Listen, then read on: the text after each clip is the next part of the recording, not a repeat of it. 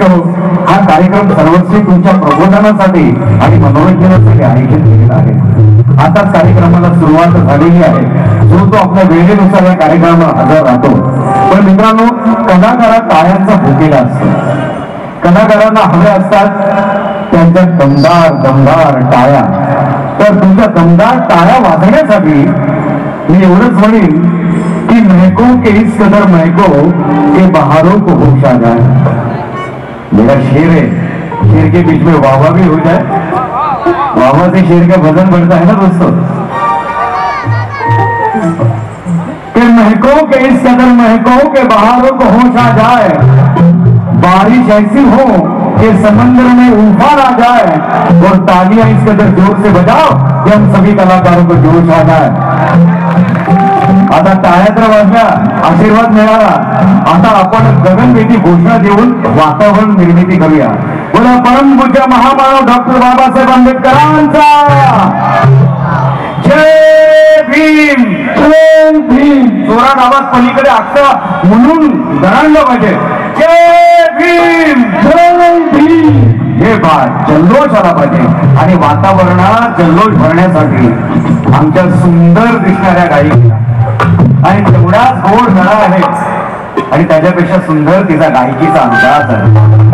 अनेक कार्यक्रमामध्ये आपल्या गायकीनं कार्यक्रमाला सुपरीत करणारी गायिका आम्हाला लाभलेली आहे. भीमगीत ती सादर करणार आहे श्वेता जयराज यांना.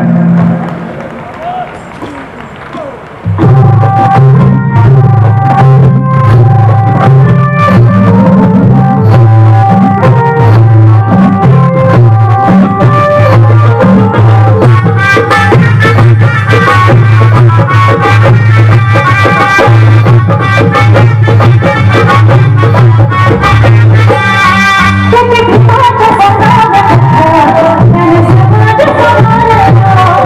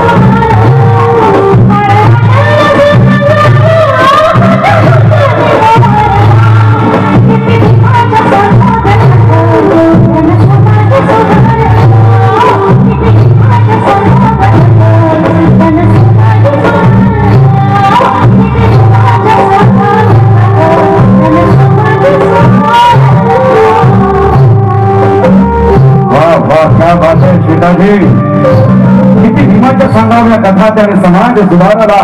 आपल्या भारत देशामध्ये हजारो वर्ष जो अस्पृश्य समाज चातुर्वर्ण्याच्या गुलामगिरीत खितपत पडला होता.